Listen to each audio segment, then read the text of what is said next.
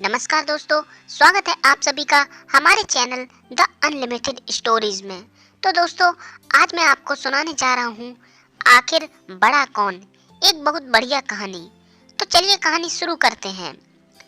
आज सुबह मन हुआ कि घर के पास आने वाले सब्जी के किसी ठेले वाले से सब्जी न लेकर किसी दुकान पर जाकर टेबल पर सजे हुए बड़े बड़े ढेर से फल और सब्जियां छांट ली जाएं। बस इसी ख्याल ने मुझे उत्तम फ्रेश सब्जी की दुकान पर जाने के लिए मजबूर कर दिया। जब मैं दुकान पर पहुंची तो देखा वहां गिनती की 4 महिलाएं और 3 पुरुष ही सब्जी ले रहे थे। बहुत कम लोग होने की वजह से जब मैं सब्जियां छांट रही थी तभी मेरी नजर वहां आई। एक सम्भ्रात महिला पर पड़ी जिसके हाथ में i20 गाड़ी की चाबी थी और वह सब्जियां छांट रही थी। न जाने मुझे क्यों महसूस हुआ कि इस महिला को देखा जाए, क्योंकि वह बहुत अच्छे से तैयार होकर आई थी। खैर, जैसे ही मेरी नजर उस पर गई, मैंने देखा वो ढेर से सब ककड़ियां चक चक कर छांट रही थी। वह जल्दी जल्दी ऊपर से ककड़ी तोड़ती ताकि उस पर किसी की नजर ना पड़े। स्वाद चखने के चक्कर में टूटे हुए टुकड़ों को जल्दबाजी में वह टेबल के नीचे लगे पर्दों के पीछे फेंक देती थी।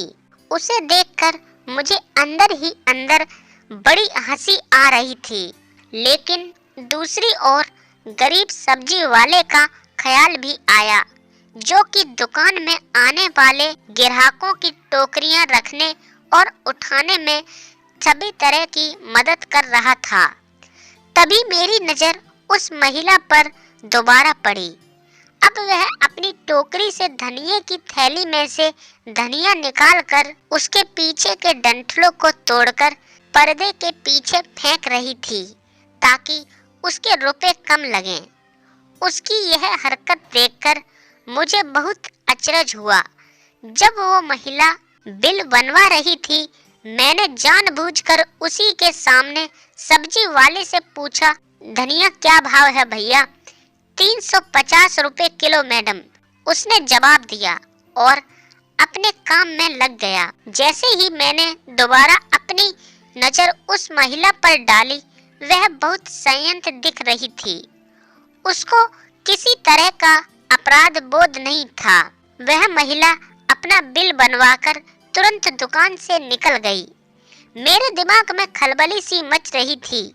मैंने दुकान वाले से कहा, भैया अपनी दुकान में कैमरा लगवाओ, क्योंकि मैडम जी बोलकर मेरी तरफ देखने लगा।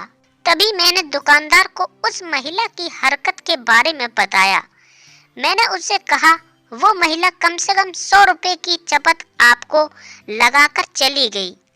मेरी बातों को सुनकर वह दरियादिली से चेहरे पर एक मुस्कान लाकर बोला, मैडम हर तरह के ग्राहक आते हैं यहाँ, आप जैसे भी, जिनका हमारा नुकसान अखरता है, और उन जैसी महिलाएं भी आती हैं जिनके बारे में आपने बताया। बड़े लोगों से ही हमारी दुकानें चलती हैं।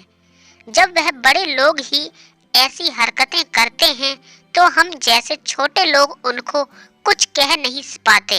ऐसे लोग किसी भी गरीब को ही डांट फटकार देते हैं।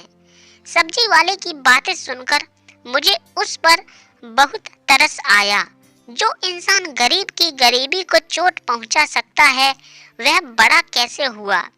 बड़ा तो वो सब्जी वाला है जो 100 रुपए की चपत लगने के बाद भी मन में इतनी सारी गुंजाइश रखकर चलता है।